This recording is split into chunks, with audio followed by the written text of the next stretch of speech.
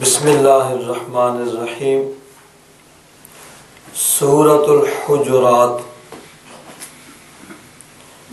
اس کے دوسرے رکوع کی دو جو ابتدائی آیات ہیں ان کا ترجمہ گزشتہ ہفتے ہم نے کیا تھا، جس کو ایک مرتبہ پھر دیکھتے ہیں، پھر آگے چلتے ہیں۔ یا ایھا الذین آمنوا، اے ایمان والو، لا یسخر قوم من قوم، کوئی قوم کسی دوسری قوم سے ٹھٹھا نہ کرے، مذاق نہ اڑائے، کسی کو دیکھ کر حقارت کی بنا پہ، اس کو حقیر سمجھ پہ اس پہ ہنسنا، اس کو عربی میں کہتے ہیں ساخرہ، یسخر، ٹھٹھا کرنا، مذاق اڑانا۔ ڈچ میں اس کے لیے کیا لفظ استعمال کیا جاتا ہے؟ پیستن۔ تو ٹھٹھا کرنا، مذاق اڑانا۔ تو کوئی قوم کسی دوسری قوم کا مذاق نہ اڑائے۔ عسیٰ ان یکونوا خیرا منہم، ہو سکتا ہے کہ وہ ان سے بہتر ہو، یعنی جن کا مذاق اڑایا جا رہا ہے وہ مذاق اڑانے والوں سے بہتر ہو۔ ولا نساء من نساء، اور نہ عورتیں دوسری عورتوں کا مذاق اڑائیں۔ عسیٰ ان یکن خیرا منہن، ہو سکتا ہے کہ وہ ان سے بہتر ہو جن کا مذاق اڑایا جا رہا ہے۔ وَلَا تَلْمِزُوا أَنفُسَكُمْ، اور ایک دوسرے پر عیب نہ لگاؤ۔ وَلَا تَنَابَزُوا بِالْأَلْقَابِ، اور برے القاب کے ساتھ نہ پکارو، یعنی کسی کا نام بگاڑنا اور نام بگاڑ کے اس کو کسی ایسے نام سے پکارنا جس کی وجہ سے اس کی حد تک عزت ہو۔ بئس الاسم الفسوق بعد الایمان، ایمان لانے کے بعد فاسق کہلانا بہت برا ہے، یعنی ایمان والوں کے شایان شان یہ نہیں ہے کہ کوئی ایسا کام کریں جس کی وجہ سے پھر ان کو فاسق اور فاجر کہا جائے۔ وَمَن لَّمْ يَتُبْ، اور جس نے توبہ نہیں کی، فَأُولَٰئِكَ هُمُ الظَّالِمُونَ، وہی لوگ ظالم ہیں۔ یا ایھا الذین آمنوا اجتنبوا کثیرا من الظن، اے ایمان والو زیادہ بدگمانی سے بچو۔ ظن یظن، گمان کرنا، خیال کرنا، یہاں مراد ہے بدگمانی، کسی کے بارے میں خواہ مخواہ یہ سوچنا کہ اس میں یہ عیب ہوگا، اس میں یہ برائی ہوگی، اس میں یہ خامی ہوگی۔ تو فرمایا کہ زیادہ بدگمانی سے بچو۔ ان بعد الظن اسم، بے شک بعض بدگمانیاں گناہ ہوتی ہیں، یعنی نتیجتاً گناہ بن جاتے ہیں۔ ولا تجسسوا، اور جاسوسی نہ کرو، خواہ مخواہ لوگوں کے احوال کی ٹو میں نہ لگے رہو کہ یعنی بلا ضرورت کسی کے پرائیویٹ معاملات کو معلوم کرنے کی کوشش کرنا۔ تو فرمایا لا تجسسوا، جاسوسی نہ کرو۔ ولا یغتب بعضکم بعضا، اور نہ کوئی کسی دوسرے کی غیبت کرے۔ غیبت پیٹھ پیچھے برائی بیان کرنا، کسی کے عیب کو اس کی غیر موجودگی میں بغیر ضرورت شرعی کے بیان کرنا۔ ضرورت شرعی کے مطابق اگر ایک شرعی ضرورت ہے اس کے تحت اگر کسی کا عیب بیان کیا جائے تو وہ ممنوع نہیں ہے، اور ضرورت شرعی نہیں ہے تو کسی کا عیب اس کی غیر موجودگی میں بیان کرنا، اس کو غیبت کہا جاتا ہے۔ اور غیبت اسی چیز کا نام ہے کہ کسی کا عیب بیان کرنا جو واقعتاً عیب اس کے اندر ہے، پھر اس کو اس کی غیر موجودگی میں بیان کرنا، جس کا ایک حدیث پاک میں اس طرح ذکر کا اخاک بما یکرہ، تیرے بھائی کا یعنی کسی مسلمان بھائی کا اس طرح ذکر کرنا جس کو وہ ناپسند کرے۔ تو اگر اس میں عیب ہے ہی نہیں ہے، پھر کہا جا رہا ہے کہ وہ ایسا ایسا ہے، تو اس کو حدیث پاک میں فرمایا کہ یہ غیبت سے بھی اگلا سٹیپ جو ہے وہ ہے بہتان، کہ کسی پہ الزام تراشی کی جا رہی ہے کہ ایک خامی اس میں ہے بھی نہیں، پھر کہا جا رہا ہے کہ وہ ایسا ہے۔ تو غیبت کسی کے عیب کو اس کے پیٹھ پیچھے بیان کرنا، عیب تو اس میں ہے لیکن بغیر ضرورت شرعی کے اس کو بیان کیا جا رہا ہے، اس کا نام ہے غیبت۔ اس سے منع فرمایا، اور یہ اس طرح فرمایا ایحب احدکم ان یاکل لحم اخیہ میتا، کیا تم میں سے کوئی یہ پسند کرتا ہے کہ وہ اپنے مردار بھائی کا، مردہ بھائی کا گوشت کھائے؟ فَكَرِهْتُمُ، تو اس سے تو تمہیں نفرت ہے، اس کو تو تم ناپسند کرتے ہو، تو یہ کیسے پسند کرتے ہو کہ اس کی غیبت کی جائے؟ یعنی یہ بھی گویا مردار بھائی کے گوشت کھانے کی طرح ہے کہ اس کے عیوب کو اس کے پیٹھ پیچھے بیان کیا جائے بغیر ضرورت شرعی کے۔ جہاں ضرورت شرعی ہوگی وہاں بیان کرنا عیب نہیں ہے۔ جس طرح دیکھیے اب حدیث پاک کا جو ایک سسٹم ہے صحیح اور ضعیف اور موضوع حدیثیں الگ الگ کرنے کا، اس میں راویوں پہ جرح کی جاتی ہے، اور یہ کہا جاتا ہے کہ اس کی سند میں فلاں راوی ہے، وہ جھوٹ بولا کرتا تھا، وہ حدیث وضع کیا کرتا تھا، وہ بھول جاتا تھا۔ اب ان کے عیوب بیان کیے جاتے ہیں، یہاں ضرورت شرعی ہے، شرعی ضرورت کے تحت ان کے عیوب کو بیان کیا جا رہا ہے تاکہ صحیح اور ضعیف حدیثوں کو الگ الگ کیا جائے۔ تو اب یہ ممنوع نہیں ہے، یہ ایک ضرورت شرعی ہے جس کے تحت ان کے عیوب کو بیان کیا جا رہا ہے۔ تو اسی طرح جہاں بھی ضرورت شرعی پائی جائے گی وہاں کسی کے عیب کو بیان کرنا وہ اس ممنوع اور جو حرام کام ہے اس کے زمرے میں نہیں آئے گا۔ اس سورہ مبارکہ میں چونکہ یہ مدنی صورت ہے، اور مدنی صورت کے اندر جتنی بھی مدنی صورتیں اس میں اخلاقیات معاملات کا زیادہ بیان ہے۔ مکہ مکرمہ میں جو صورتیں نازل ہوئیں اس میں زیادہ تر عقائد کا بیان ہے، اور اس کی ایک ظاہر وجہ نظر آتی ہے کہ مکہ مکرمہ میں کافر جو تھے وہ مد مقابل سامنے تھے، ان کے عقائد کی درستی اور اصلاح مقصود تھی، تو اس لیے مکی صورتوں کے اندر توحید، رسالت، قیامت، کتابوں پر ایمان، اور اسی طرح فرشتوں پر ایمان، جو بنیادی عقائد ہیں ان کا بیان ہے۔ بت پرستی کی مذمت ہے، کفر و شرک کی مذمت ہے۔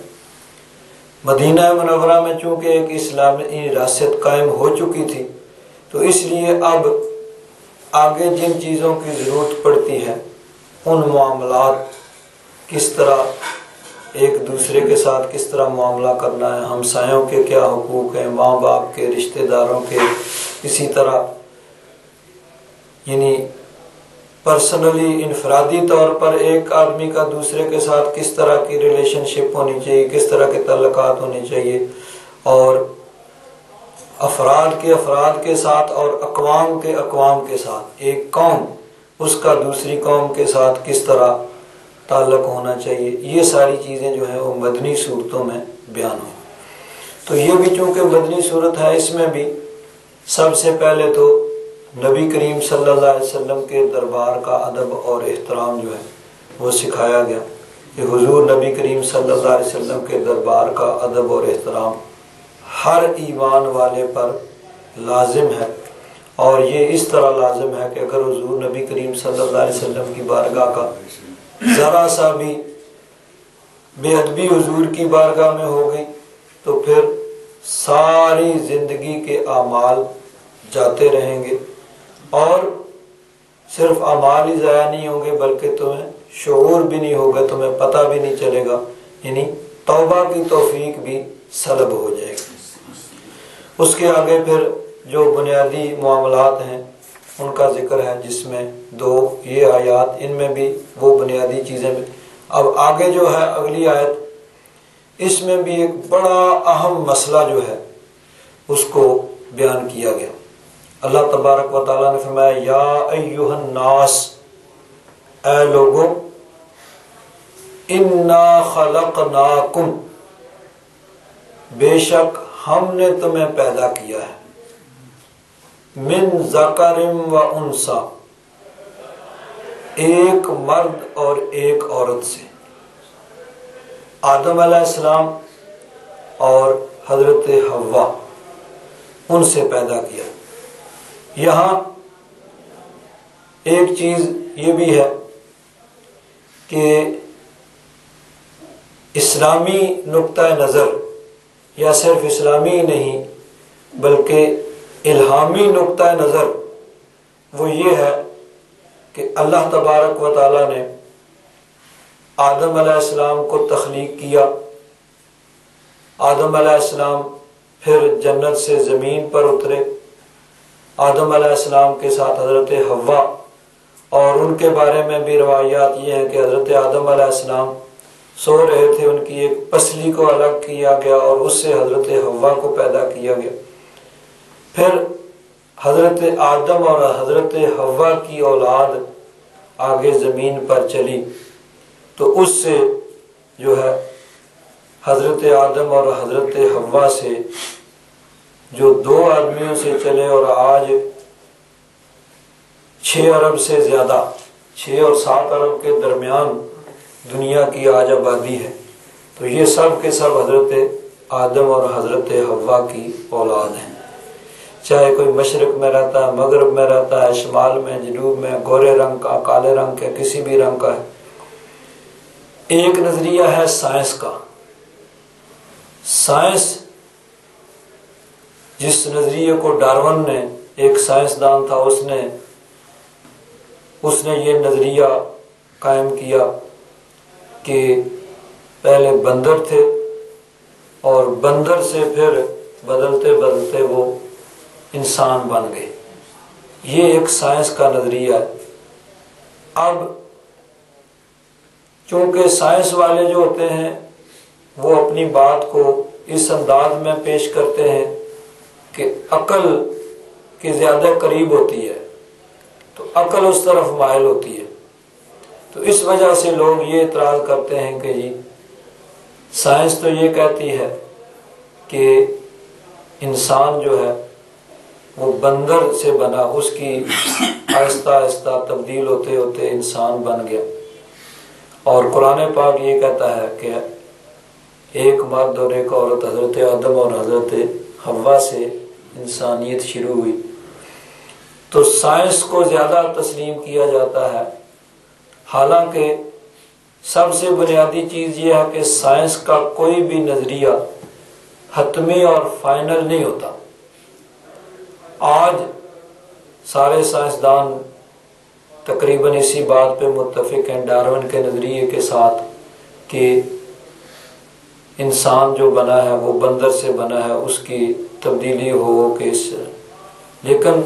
کیا پتا کل کوئی نئی تحقیق آئے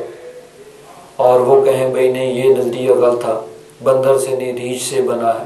کوئی کہہ دے نہیں ادھر سے بنا ہے، کوئی کہ اس طرح بنا ہے، یہ ہے وہ۔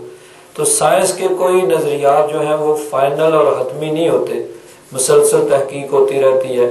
اور نئے نئے نظریات، بعض اوقات کوئی ایک چیز جو ہے ڈسکور کی جاتی ہے، معلوم کی جاتی ہے، اور بڑا خوشی کا اظہار کیا جاتا ہے کل پھر ایک نئی تحقیق ہوتی ہے اور کہا جاتا نہیں وہ غلط تھا، ان کو پتہ نہیں تھا۔ تو یہ فائنل اور حتمی نہیں ہے، اور ہمارا تو یہ عقیدہ اور نظریہ اور کامل یقین ہے کہ سائنس بھی گھوم پھر کے بالآخر وہیں پہ آ جائے گی جو اللہ رسول کا فرمان ہے، جو قرآن و حدیث کا فرمان ہے۔ سائنس چاہے جتنے مرضی ہے دوڑ لگا لے، گھوم لے، پھر لے، بالآخر اسی پہ آ کے وہ اس کا یعنی اینڈ ہوگا اور انتہا ہوگی جو اللہ رسول کا فرمان ہے۔ تو اللہ تبارک و تعالیٰ نے فرمایا اے لوگوں، الناس سب لوگ مخاطب ہیں، اس میں کوئی گورا، کوئی کالا، کوئی مشرقی، کوئی مغربی، یہ نہیں ہے، سب لوگ مخاطب ہیں کہ ہم نے تمہیں ایک مرد اور ایک عورت سے پیدا کیا، وَجَعَلْنَاكُمْ شُعُوبًا وَقَبَائِلَ، اور تمہاری قومیں اور تمہارے قبیلے بنائے۔ شعبن اس کی جمع شعوب، اور قبیلہ قبیلتن اس کی جمع قبائل۔ قبیلہ کہتے ہیں ایک چھوٹی فیملی کو، اور شعب جس میں مختلف فیملیاں جمع ہو جائیں یعنی ان کا آگے مجموعہ۔ تو یہ یعنی تمہاری مختلف برادریاں اور مختلف قبیلے بنائے تعارف کے لیے، پہچان کے لیے۔ یعنی یہ چیزیں یہ نہیں ہے کہ جن پہ فخر کیا جائے، غرور کیا جائے، تکبر کیا جائے، اپنی بڑائی کو بیان کیا جائے کہ میرا تعلق فلاں قبیلے سے ہے، فلاں قوم سے ہے، فلاں علاقے سے ہے۔ ان اکرمکم عند اللہ اتقاکم، تم میں سے زیادہ عزت والا اللہ تبارک و تعالیٰ کے نزدیک وہ ہے جو تم میں زیادہ متقی اور پرہیزگار ہے۔ اتقا زیادہ خوف خدا رکھنے والا، زیادہ متقی، زیادہ پرہیزگار۔ تو اللہ تبارک و تعالیٰ کے نزدیک کسی کا معزز ہونا وہ کسی قبیلے کے ساتھ تعلق رکھنے کی وجہ سے نہیں ہے،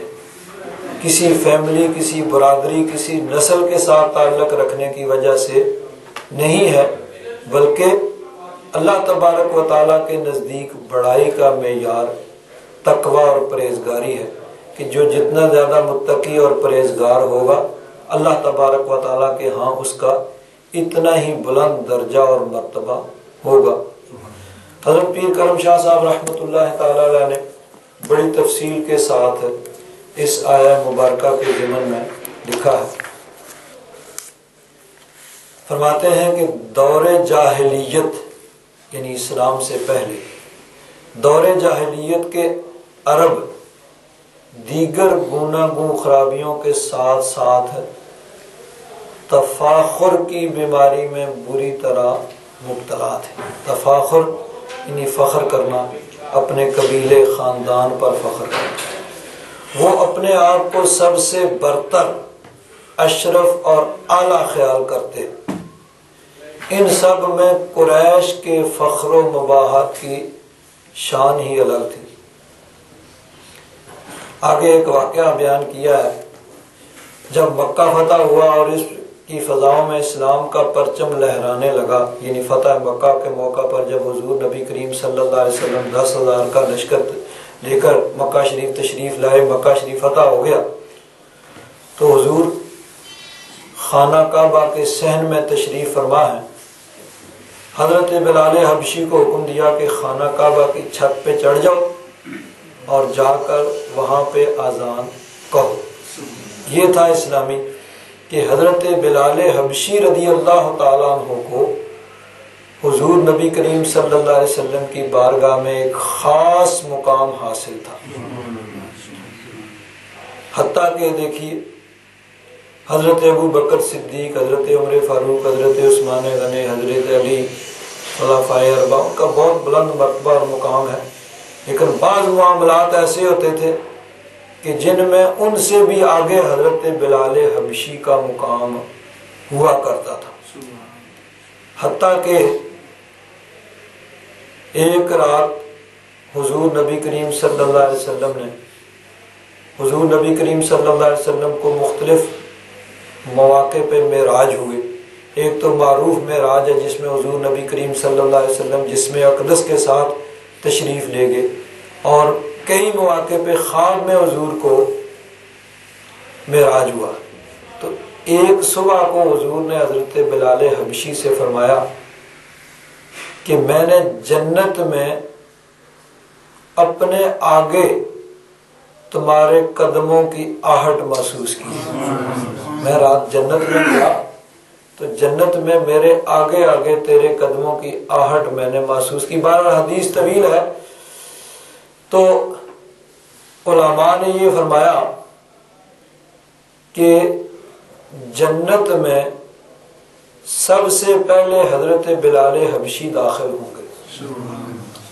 وہ کیسے؟ کہ جس سواری پہ نبی کریم صلی اللہ علیہ وسلم سوار ہو کے جنت میں تشریف لے جائیں گے، اس کی لگام کو حضرت بلال حبشی نے پکڑا ہوا ہوگا، اور جنت کا دروازہ بند ہوگا، کسی کے لیے نہیں کھلے گا جب تک حضور نہیں تشریف لائیں گے۔ وہ دروازہ اسی وقت کھلے گا جب حضور تشریف لائیں گے۔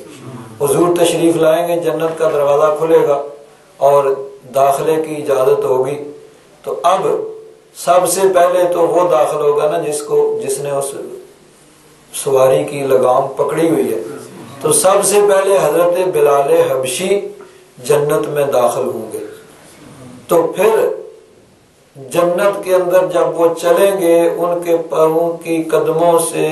جو آہٹ، جو آواز پیدا ہوگی، اس رات حضور نبی کریم صلی اللہ علیہ وسلم نے اس کو سماعت فرما لیا۔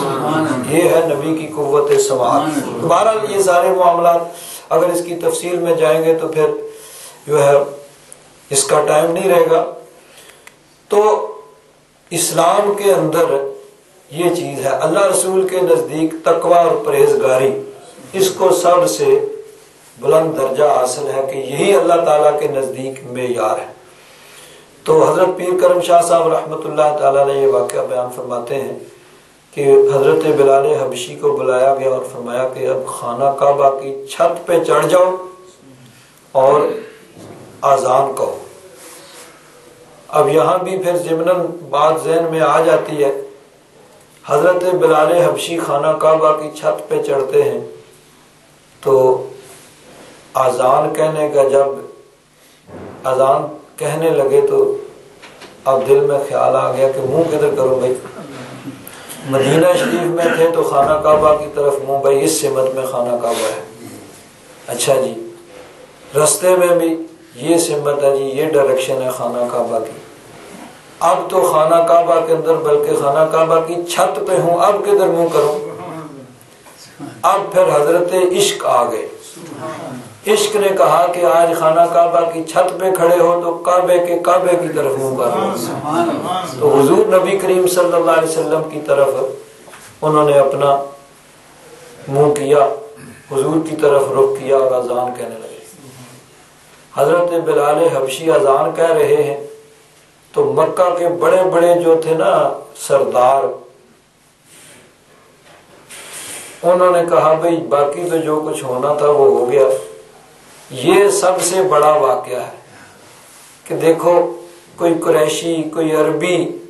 اس کو یہ منصب دینا چاہیے تھا، انہوں نے اس کو چڑھا دیا خانہ کعبہ کی چھت پہ اور اس کو کہا بھئی تم اذان کہو۔ چنانچہ ایک سردار بولا اور کہنے لگا اللہ کا شکر ہے کہ میرا باپ اس سے پہلے مر گیا، اس نے یہ منظر نہیں دیکھا کہ یہ ایک حبشی جو ہے وہ خانہ کعبے کی چھت پہ کھڑا ہو کے سارے عربیوں کی موجودگی میں، قریشیوں کی موجودگی میں یہ اذان کہہ رہا ہے، تو شکر ہے میرا باپ پہلے ہی مر گیا، اس نے یہ منظر نہیں دیکھا، اگر وہ زندہ ہوتا تو یہ منظر دیکھ کے مر جاتا۔ یعنی اس حد تک ان کے اندر اپنی خاندانی بڑائی جو ہے وہ پائی جاتی تھی۔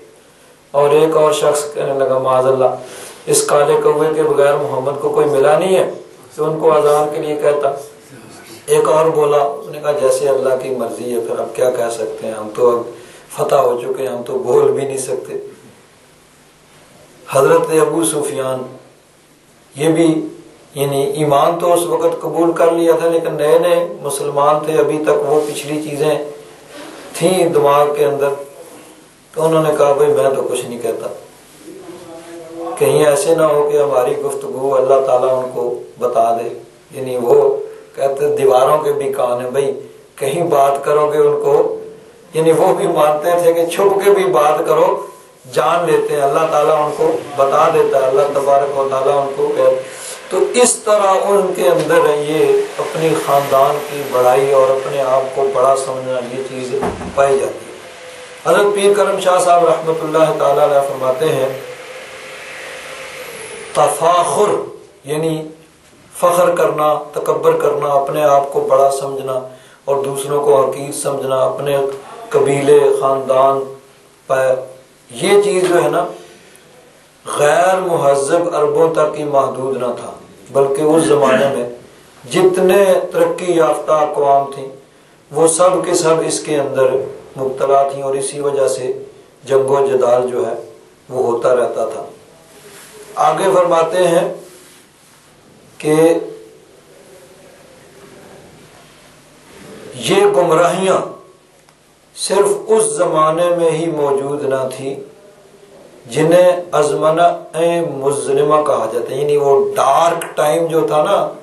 وہ جہالت کا دور. یہ نہیں کہ صرف اس زمانے میں یہ ہوتا تھا، اپنے آباء پہ فخر کرنا، اپنے آپ کو بڑا سمجھنا، اپنے قبیلے پہ فخر کرنا اور دوسروں کو حقیر سمجھنا، یا میں فلاں علاقے سے ہوں، فلاں ملک سے ہوں، اس وجہ سے میری بڑی شان ہے اور دوسرے ملک ان کی شان کم ہے.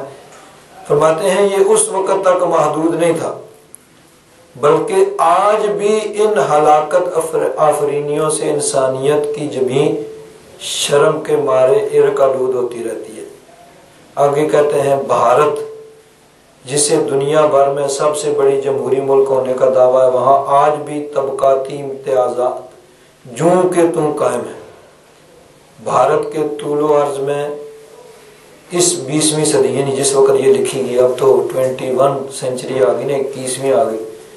20ویں صدی میں بھی اچھوت نہ اعلیٰ ذات کے ہندوؤں کے مندروں میں جا کر پوجا پاٹ کر سکتے ہیں اور نہ ہی ان کے کنوؤں سے پانی بھر سکتے ہیں. یعنی وہاں ایک طرف تو کہتے ہیں جی ہم دنیا کی سب سے بڑی جمہوریت ہیں، اور دوسری طرف یہ ہے کہ ایک مذہب، ایک نسل، سب کچھ ایک، رنگ، زبان، سب کچھ ایک. اچھا جی یہ اونچی ذات کا ہندو ہے، یہ نچلی ذات کا ہندو ہے، تو جو نچلی ذات کے ہندو ہیں وہ اونچی ذات کے ہندوؤں کے مندروں میں جا کے پوجا پاٹ نہیں کر سکتے، ان کے برتنوں میں پانی نہیں پی سکتے، ان کے کنویں سے پانی نہیں بھر سکتے. اگر ان کے برتن کو ہاتھ لگا دیں تو کہتے ہیں کہ یہ ناپاک ہو گیا، اس کو دھو کر کے کہیں تو پھینک دیتے ہیں. اس حد تک یہ چیزیں جو ہیں وہ پائی جاتی ہیں. آگے حضرت پیر کرم شاہ صاحب رحمۃ اللہ تعالیٰ علیہ فرماتے ہیں امریکہ میں بے شمار ایسے ہوٹل ہیں جن کے دروازوں پہ جلی حروف میں لکھا ہوتا ہے ریڈ انڈین، یعنی وہاں کے جو اصل باشندے ہیں، ریڈ انڈین اور کتے داخل نہیں ہو سکتے، یعنی انگریزی میں یہ الفاظ وہاں لکھے ہوئے ہوتے ہیں. سفید فام باشندوں کے اسکول اور کالج تک مخصوص ہیں جہاں سیاہ فام حبشی تعلیم حاصل نہیں کر سکتے. اپنی قومی برتری کا یہ غرور تھا جس نے جرمن قوم میں ہٹلر کا روپ اختیار کیا اور کروڑوں انسانوں کی موت کو، یعنی وہ موت کا سبب بن گئے. تو یہ چیز ہے وطنیت، قوم، رنگ، نسل اور زبان کے بتوں کی پوجا آج بھی زور و شور سے ہو رہی ہے. تو یعنی زمانہ قدیم میں بھی جو چیز پائی جاتی تھی، آج دنیا ترقی کرتے کرتے کہاں تک پہنچ گئی ہے.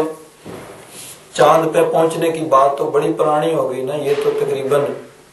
کتنے 45 سال پہلے کی بات ہے. 69 میں کہتے تھے ہم چاند پہ پہنچ گئے. تو اب دنیا کہاں سے کہاں پہنچ گئی ہے، لیکن جہالت وہی پائی جاتی ہے کہ یہ فلاں ملک کا باشندہ ہے اس لیے اس کی شان بڑی ہے، اور یہ فلاں ملک کا، یہ فلاں نسل سے، رنگ، نسل، قوم، ان وجہ سے جو ہے اونچ نیچ پائی جا رہی ہے. تو اللہ تبارک و تعالیٰ نے فرمایا یا ایھا الناس انا خلقناکم من ذکر و انثی، ہم نے تمہیں ایک ہی مرد اور عورت سے پیدا کیا ہے. وجعلناکم شعوبا و قبائل، یہ جو قومیں اور قبیلے ہیں یہ تو صرف تعارف کے لیے ہیں، پہچان کے لیے ہیں، ان اکرمکم عند اللہ اتقاکم، بے شک تم میں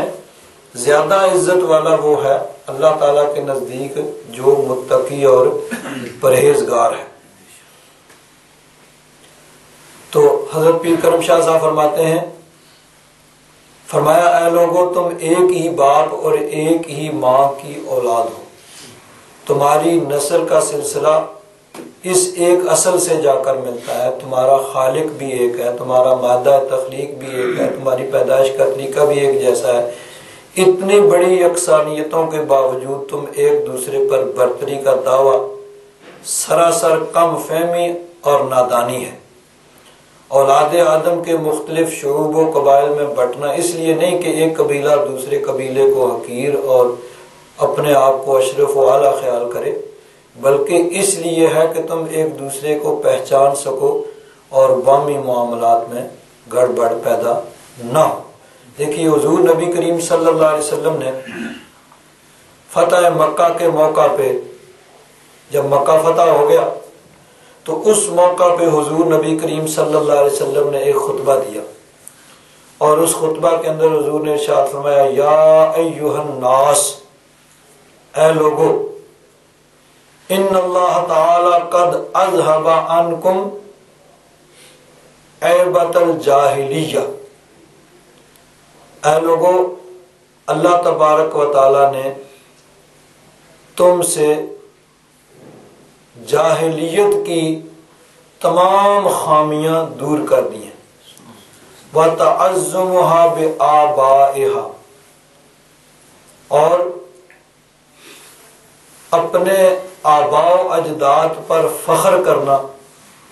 اس کو بھی تم سے دور کر دیا ہے کہ یہ فلاں، یعنی میرا باپ فلاں تھا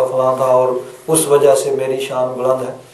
یہ چیزیں ختم کر دی ہیں۔ فَالنَّاسُ رَجُلَانِ، پس فرمایا کہ انسانوں کے دو ہی گروہ ہیں، ایک نیک متقی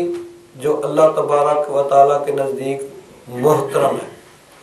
اور دوسرا بدکار بدبخت جو اللہ کے نزدیک حقیر ہے، ورنہ سارے انسان آدم کی اولاد ہیں، اور آدم علیہ السلام کو اللہ تبارک و تعالیٰ نے مٹی سے پیدا کیا۔ وَخَلَقَ اللَّهُ آدَمَ مِن تُرَابٍ، آدم علیہ السلام کو اللہ تعالیٰ نے مٹی سے پیدا کیا، اور سب انسان آدم علیہ السلام کی اولاد ہیں۔ اب کوئی آدمی اپنے رنگ، نسل یا علاقے کی وجہ سے کسی دوسرے پہ برتر نہیں ہے، بلکہ برتری ہے تو صرف تقوی اور پرہیزگاری کی وجہ سے ہے کہ جس کو اللہ تبارک و تعالیٰ نے تقوی کی دولت دی ہے وہی، لیکن وہ برتری بھی اللہ تعالیٰ کے نزدیک ہے، وہ انسان اپنے آپ کو کبھی نہیں برتر سمجھے گا، اور جو اپنے آپ برتر سمجھے گا سمجھو کہ اس میں تقوی نہیں ہے۔ جب تقوی آئے گا تو یہ تکبر اور غرور تو سب ختم ہو جائے گا، پھر تو صرف عاجزی اور انکساری رہ جائے گی۔ تو جب عاجزی انکساری نہیں ہے، تکبر اور غرور ہے، تو سمجھو تقوی نہیں ہے۔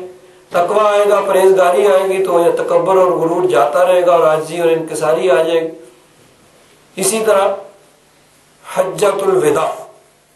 حضور نبی کریم صلی اللہ علیہ وسلم نے جب حج فرمایا تو اس موقع پہ بھی حضور نے خطبہ دیا۔ 8 ہجری میں مکہ فتح ہوا، تو فتح مکہ کے بعد حضور نبی کریم صلی اللہ علیہ وسلم حج سے پہلے ہی واپس مدینہ شریف تشریف لے گئے۔ پھر 9 ہجری میں حضرت ابو بکر صدیق رضی اللہ تعالیٰ عنہ آپ کو امیر حج مقرر کر کے حضور نے بھیجا، اور ان کی زیر قیادت مسلمانوں نے حج ادا کیا۔ 10 ہجری میں پھر حضور نبی کریم صلی اللہ علیہ وسلم خود تشریف لائے اور حضور نے حج ادا فرمایا۔ اس کو حجۃ الوداع کہا جاتا ہے، کیونکہ اس کے چند مہینے کے بعد پھر یعنی ذی الحجہ گزرا، محرم، سفر اور ربیع الاول شریف کے مہینے میں حضور کا وصال ہو گیا۔ تو حجۃ الوداع کے موقع پہ حضور نبی کریم صلی اللہ علیہ وسلم نے ایک خطبہ دیا جو آج بھی اور قیامت تک کے لیے انسانیت کے لیے ایک مشعل راہ کی حیثیت رکھتا ہے جو پوری دنیا کے قوانین بنانے کے لیے وہ ایک بنیاد فراہم کرتا ہے۔ تو اس میں حضور نبی کریم صلی اللہ علیہ وسلم نے فرمایا جب کہ 1,24,000 یا اس سے کم و بیش صحابہ کرام وہاں پہ موجود ہیں، ان کی موجودگی میں حضور نبی کریم صلی اللہ علیہ وسلم نے یہ خطبہ ارشاد فرمایا، یا ایھا الناس، اے لوگو، ان ربکم واحد، سن لو تمہارا رب ایک ہے، لا فضل لعربی علی عجمی، کسی عربی کو کسی اجمی پر فضیلت حاصل نہیں ہے، ولا لعجمی علی عربی، نہ کسی اجمی کو کسی عربی پر، ولا لاسود علی احمر ولا لاحمر علی اسود، نہ کسی کالے کو سرخ پر اور نہ کسی سرخ کو کالے پر کوئی برتری حاصل نہیں ہے، الا بالتقوی، ہاں تقوی اور پرہیزگاری یہ چیز ہے جو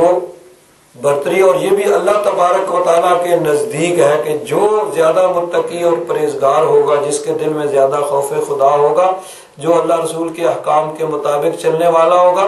اللہ کے نزدیک اس کا درجہ اور مرتبہ ہوگا۔ ورنہ عربی ہے، اجمی ہے، کالا ہے، گورا ہے، جو بھی ہے، سب جو ہے کسی کو اس وجہ سے کسی دوسرے پر برتری حاصل نہیں ہے۔ ان اکرمکم عند اللہ اتقاکم، اور یہی آیت مبارکہ اس کا حصہ یہ حضور نے وہاں تلاوت فرمایا کہ اللہ کے نزدیک تم میں زیادہ عزت والا وہ ہے جو زیادہ متقی پرہیزگار ہے۔ اور پھر حضور نے فرمایا الا هل بلغت، بتاؤ کیا میں نے اللہ کا پیغام پہنچا دیا ہے؟ سب نے عرض کیا یا رسول اللہ، بے شک آپ نے اللہ کا پیغام پہنچا دیا ہے۔ تو پھر حضور نے فرمایا فَلْيُبَلِّغِ الشَّاهِدِ الْغَائِبَ، اب وہاں تو 1,24,000 یا جتنے صحابہ کرام موجود تھے، تو فرمایا کہ جو موجود ہیں وہ اس پیغام کو ان لوگوں تک پہنچا دیں جو موجود نہیں ہیں۔ چنانچہ حضور کا یہ پیغام آج ہم تک پہنچا، اور اسی ذریعے سے یہ قیامت تک حضور نبی کریم صلی اللہ علیہ وسلم کا پیغام پوری انسانیت تک پہنچتا رہے گا۔ تو اسی خطبہ کے اندر حضور نبی کریم صلی اللہ علیہ وسلم نے ارشاد فرمایا کلکم بنو آدم و آدم خلق من تراب، تم سب آدم علیہ السلام کی اولاد ہو، اور آدم علیہ السلام کو مٹی سے پیدا کیا گیا۔ وَلَا يَنْتَهِيَنَّ قَوْمٌ يَفْخَرُونَ بِآبَائِهِمْ أَوْ لَا يَكُونُنَّ أَهْوَنُ عَلَى اللَّهِ مِنَ الْجُعْلَانِ، لوگ اپنے باپ دادا پر فخر کرنے سے باز آ جائیں، ورنہ وہ اللہ تبارک و تعالیٰ کے نزدیک جو اعلان کہتے ہیں، گوبر کے اندر ایک کالے رنگ کا کیڑا ہوتا ہے، تو فرمایا اس سے بھی زیادہ حقیر اور ذلیل ہوں گے اللہ تبارک و تعالیٰ کے نزدیک جو صرف اپنے آباء و اجداد پر فخر کریں گے کہ پدرم سلطان بود۔ اور اسی طرح حضور نبی کریم صلی اللہ علیہ وسلم نے ارشاد فرمایا ان اللہ لا یسألکم عن احسابکم ولا عن انسابکم یوم القیامت، قیامت کے دن جب اللہ تبارک و تعالیٰ کی بارگاہ میں پیشی ہوگی تو اس وقت یہ نہیں پوچھا جائے گا بھئی تم کس قوم سے تعلق رکھتے تھے، تمہارا نسب کیا ہے، اور تمہارے قبیلہ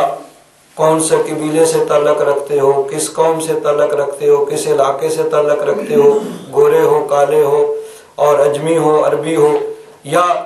کس علاقے سے تعلق رکھتے تھے، حسب و نسب یہ نہیں پوچھا جائے گا، بلکہ ان اکرمکم عند اللہ اتقاکم، وہاں پہ فیصلے جو ہوں گے وہ تقوی اور پرہیزگاری کی بنا پہ ہوں گے، کہ جو متقی اور پرہیزگار خوف خدا رکھنے والا اللہ رسول کے احکام کے مطابق چلنے والا ہے اس کو درجہ اور مرتبہ ملے گا۔ ایک حدیث پاک میں اس طرح حضور نبی کریم صلی اللہ علیہ وسلم نے ارشاد فرمایا ان اللہ لا ينظر الى صورکم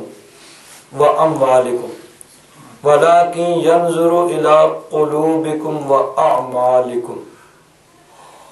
اللہ تبارک و تعالی تمہاری صورتوں کی طرف نہیں دیکھتا، نہ تمہارے مالوں کی طرف دیکھتا ہے۔ یعنی اللہ تعالیٰ کے نزدیک یہ نہیں ہے کہ اس کا رنگ کیسا ہے، یعنی کالا ہے، گورا ہے، اس کے یعنی ناک کیسا ہے، کان کیسے ہیں، سر کے بال کیسے ہیں، شکل و صورت کیسی ہے، یا اس کے پاس مال و دولت کتنا ہے، نہیں، یہ چیزیں نہیں۔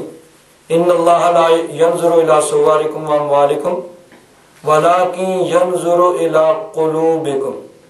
واعمالکم۔ ہاں، اللہ تبارک و تعالی یہ دیکھتا ہے کہ اس کا دل کیسا ہے، دل سیدھا ہے کہ ٹیڑھا ہے، دل میں تقوی اور پرہیزگاری ہے کہ نہیں، خوف خدا ہے کہ نہیں، عقیدہ درست ہے کہ نہیں، عقیدے کے اندر کوئی خرابی تو نہیں ہے، وہ اسلام کے مطابق اس کا عقیدہ اور نظریہ ہے کہ نہیں ہے۔ اور پھر عقیدے کے بعد آگے اعمال، عقیدہ اور عمل، یہ دو چیزیں اللہ تبارک و تعالیٰ کے نزدیک مقبول ہیں۔ سب سے پہلے تو عقیدے کا، اگر عقیدہ درست نہیں ہے تو پھر اعمال کا فائدہ ہی نہیں ہے، جتنے مرضی ہے کوئی عمل کرتا رہے، جب تک اس کا عقیدہ صحیح اسلامی جو عقائد ہیں اس کے مطابق نہیں ہے، اس میں ذرہ برابر بھی خرابی ہے تو اعمال کا کوئی یعنی بنیاد ہی نہیں ہے، تو اس کے اوپر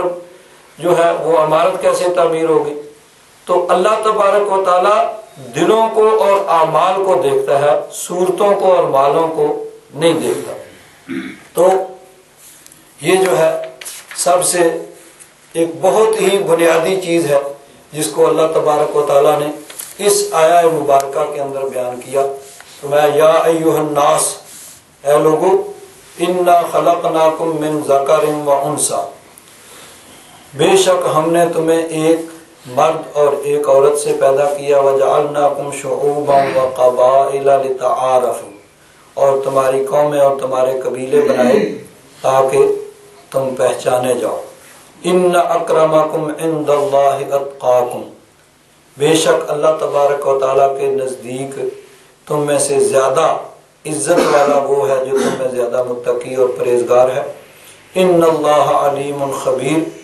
بے شک اللہ تبارک و تعالیٰ جاننے والا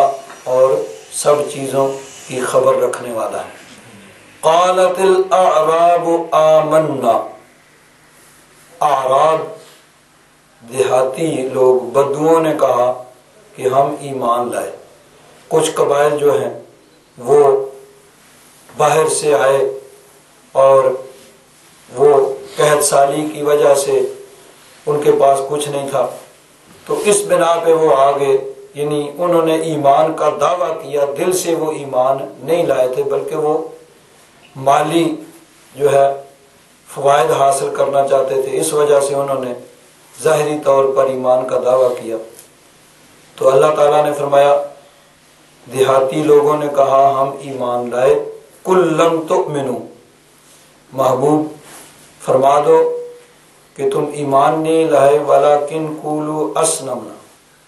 ہاں یہ کہو کہ ہم نے تسلیم کیا یا ہم یعنی مان گئے۔ لا یلدکم ولما يدخل الایمان فی قلوبکم، یعنی ایمان تم نے قبول نہیں کیا ہے، صرف یہ کہو اسلمنا، ہم نے مان لیا، لیکن ابھی تک ایمان تمہارے دلوں میں داخل نہیں ہوا۔ وَإِن تُطِيعُوا اللَّهَ وَرَسُولَهُ، اور اگر تم صدقے دل سے اللہ رسول کی اطاعت کرو، لا یلدکم من اعمالکم شیئا، تو اللہ تبارک و تعالیٰ تمہارے اعمال میں کوئی کمی نہیں کرے گا، یعنی تمہارے اعمال کو ضائع نہیں کرے گا، پورا پورا تمہارے اعمال کا تمہیں بدلہ دے گا۔ ان اللہ غفور الرحیم، بے شک اللہ تبارک و تعالیٰ بخشنے والا، رحم فرمانے والا ہے۔ انما المؤمنون الذین آمنوا باللہ ورسولہ، اصل ایمان والے وہ ہیں جو اللہ رسول پر ایمان لائے، ثم لم یرتابوا، پھر کسی قسم کے شک شبے میں نہیں پڑے، یعنی انہیں ایمان اسلام کے حق ہونے میں کسی قسم کا کوئی شک شبہ نہیں ہے۔ وَجَاهَدُوا بِأَمْوَالِهِمْ وَأَنفُسِهِمْ فِي سَبِيلِ اللَّهِ، اور اللہ کی راہ میں جان و مال سے انہوں نے جہاد کیا، جہاں جس طرح کی جہاد کی ضرورت پڑی اس طرح انہوں نے جہاد کیا۔ أُولَئِكَ هُمُ الصَّادِقُونَ، یہی لوگ سچے ہیں۔ قل، محبوب فرما دو، أَتُعَلِّمُونَ اللَّهَ بِدِينِكُمْ، کیا تم اللہ تبارک و تعالیٰ کو خبر دیتے ہو اپنے دین کی؟ واللہ یعلم ما فی السماوات و ما فی الارض، حالانکہ اللہ تبارک و تعالیٰ جانتا ہے جو کچھ آسمانوں اور زمین میں ہے۔ واللہ بکل شیء علیم، اور اللہ تبارک و تعالیٰ ہر شے کو جاننے والا ہے۔ یعنی کچھ قبائل آتے تھے اور آ کر حضور کی بارگاہ میں کہتے ہیں دیکھو حضور، ہم نے اپنا خاندان چھوڑ دیا، اپنا علاقہ چھوڑ دیا اور ایمان قبول کر کے آپ کے پاس آ گئے، تو ان کے جواب میں کہا جا رہا ہے کہ تم اللہ کو اپنے ایمان کی خبر دے رہے ہو، اللہ تعالیٰ سب کچھ جانتا ہے، زمین و آسمان میں جو کچھ ہے ہر شے کو جاننے والا ہے۔ یمنون علیک ان اسلموا، محبوب آپ پر احسان جتاتے ہیں کہ انہوں نے اسلام قبول کیا۔ قل، محبوب فرما دو، لا تمنوا علی اسلامکم، تم اپنے اسلام کا مجھ پر احسان نہ رکھو، بل اللہ یمن علیکم ان ہداکم للایمان، بلکہ یہ اللہ تبارک و تعالیٰ کا احسان ہے تم پر کہ اس نے تمہیں ایمان کی ہدایت دی، ایمان لانے کی توفیق دی۔ ان کنتم صادقین، اگر سچے ہو تو پھر یہ یقین رکھو کہ تمہارا کسی پر احسان نہیں ہے بلکہ اللہ تبارک و تعالیٰ کا تم پر احسان ہے کہ اس نے تمہیں ایمان کی توفیق عطا فرمائی۔ ان اللہ یعلم غیب السماوات والارض، اللہ تبارک و تعالیٰ آسمانوں اور زمین کی غیب کو جاننے، پوشیدہ چیزوں کو جاننے والا ہے۔ واللہ بصیر بما تعملون، اور اللہ تبارک و تعالیٰ تمہارے کاموں کو دیکھتا ہے۔ حضرت پیر کرم شاہ صاحب رحمۃ اللہ تعالیٰ علیہ، یہ جو ہے مبارکہ ہے یمنون علیک ان اسلموا، کہ محبوب وہ آپ پر احسان جتلاتے ہیں کہ وہ ایمان لائے۔ قل لا تمنوا علی اسلامکم، محبوب ان سے فرما دو کہ اپنے اسلام کا مجھ پر احسان نہ رکھو، بل اللہ یمن علیکم ان ہداکم للایمان، بلکہ اللہ تعالیٰ کا تم پر احسان ہے کہ اس نے تمہیں ایمان کی ہدایت دی، ایمان کی توفیق دی۔ اس کے ضمن میں لکھتے ہیں عرب کے بعض بادیہ نشین، یعنی وہ دیہاتوں میں رہنے والے خانہ بدوش قبائل اسلام قبول کرتے اور پھر آ کر احسان جتلاتے کہ دیکھو ہم نے اپنا آبائی دین ترک کر دیا ہے اور آپ کا دین قبول کر لیا ہے، ہم نے غیر مسلم قبائل سے اپنے دیرینہ تعلقات آپ کی خاطر توڑ لیے ہیں، ہمیں اناج کی ضرورت ہے، وہ دو، ہمارے پاس سواری کے لیے جانور نہیں، وہ مہیا کرو۔ اس آیت میں اللہ تعالیٰ نے ان کی اس غلط فہمی کو دور کر دیا کہ یہ تمہارا احسان نہیں کہ تم نے اسلام قبول کر لیا، بلکہ یہ تم پر اللہ تعالیٰ نے احسان فرمایا کہ تمہیں اسلام قبول کرنے کی توفیق مرحمت فرمائی۔ اگر وہ تمہیں قبول حق کی توفیق نہ بخشتا تو تم اس نعمت عظمیٰ سے محروم ہی رہتے، کفر پر مرتے اور جہنم رسید ہوتے۔ احسان نہ جتلاؤ بلکہ اپنے رب کا اس فضل و کرم پر سجدہ ہائے شکر بجا لاؤ کہ آج تمہارا شمار غلامان مصطفیٰ صلی اللہ تعالی علیہ وسلم میں ہو رہا ہے۔ آگے حضرت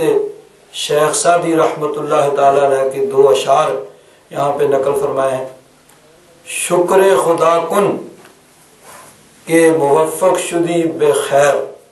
زِ انعام و فضل ہو نہ معطل گزاشتت، یعنی اللہ تبارک و تعالیٰ کا شکر ادا کر کہ اس نے تجھے نیکی کی توفیق دی ہے اور اس نے تجھے اپنے انعام و احسان سے محروم نہیں رکھا، اللہ تبارک و تعالیٰ نے تجھ پر احسان کیا ہے۔ اور دوسرا شعر ہے منت منہ کہ خدمت سلطان ہمیں کنی، منت شناس ازو کے بے خدمت برداشت تک، یعنی یہ احسان مت جتلاؤ کہ تم بادشاہ کی خدمت کر رہے ہو، بلکہ اس کا احسان سمجھ کے اس نے تجھے اپنی خدمت کا موقع دیا۔ تو جس طرح ایمان کی توفیق ملنا، کسی کو ہدایت ملنا، یہ اس کا کمال نہیں ہے، بلکہ یہ اللہ تبارک و تعالیٰ کا کرم اور فضل ہے کہ اللہ تبارک و تعالیٰ نے کسی کو ایمان کے لیے منتخب فرما لیا ہے۔ اسی طرح کسی کو نیکی کی توفیق ملنا، یہ بھی اس کا کمال نہیں ہے، بلکہ اللہ تبارک و تعالیٰ کا کرم ہے کہ اللہ تبارک و تعالیٰ نے کسی کو نیکی کے لیے منتخب کر لیا، اور کسی کو نماز پڑھنے، روزہ رکھنے، حج کرنے، زکوٰۃ ادا کرنے اور نیک اعمال کرنے کی جو توفیق ملی ہے، تو یہ اللہ تبارک و تعالیٰ کا کرم ہے کہ اللہ تبارک و تعالیٰ نے اپنے بندوں میں سے اس کو اس کام کے لیے منتخب کر لیا ہے۔ لاکھوں کروڑوں اربوں انسان پھرتے ہیں، ان میں سے اللہ تبارک و تعالیٰ نے خاص جس بندے پہ کرم کیا اور اس کو نیکی کی توفیق عطا فرمائی، یہ رب ذوالجلال کا کرم ہے کہ اللہ تبارک و تعالیٰ نے اس سے کوئی کام لے لیا، اس کو نیکی کی توفیق عطا فرمائی اور اس کو اپنے فضل و احسان سے اس کی توفیق عطا فرمائی۔ تو یہ بھی اللہ تبارک و تعالیٰ کا کرم ہے کہ اللہ تبارک و تعالیٰ نے اس کو اس کے لیے منتخب کر لیا۔